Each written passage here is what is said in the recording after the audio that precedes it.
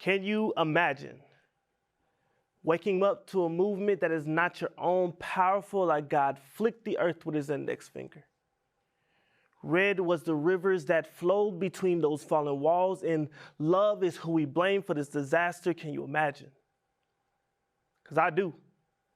I wasn't there, but the foundations that shook the ground were entirely too close to home. Haiti, I'm praying for you. It was the fall of 1993. Junette and Joseph Destiné were granted permanent residency into the land of the free. Hesitant to tell their neighbors, so she stuffed her emotions as she stuffed her suitcases with stuff she may or may not need. And since that fall of 93, when we were shipped from Posali, Aiti to Nashville, Tennessee, where I began to distance myself mentally, I stiff-armed the language, spun around the culture, and outran the heritage. All because I wanted to keep from being different. I didn't want to know two languages. I didn't want to have an accent when I spoke. I didn't want to have a nose that resembled an airplane. I got so far that when I heard, well, you don't look Haitian, I smiled, shrugged, and took it as a compliment. I learned to hate myself.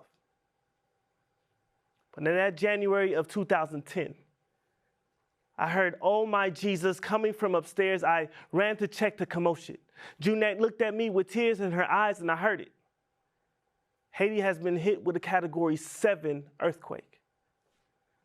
Ashamed, I looked away because I couldn't help but feel that I had abandoned them with my thoughts and neglected them with my actions.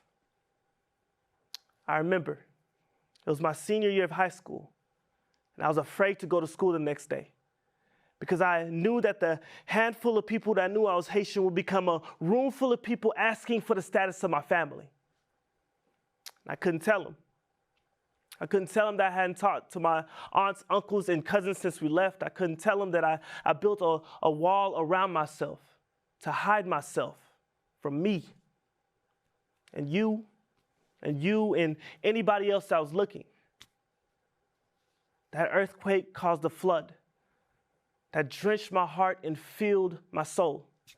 And right before I began to drown in the four walls I constructed to keep from the indifference, I realized when Haiti's walls fell, so did mine. Now I am choosing to believe that the first independent country in Latin America, no, the first Black independent country in the Western Hemisphere was no accident.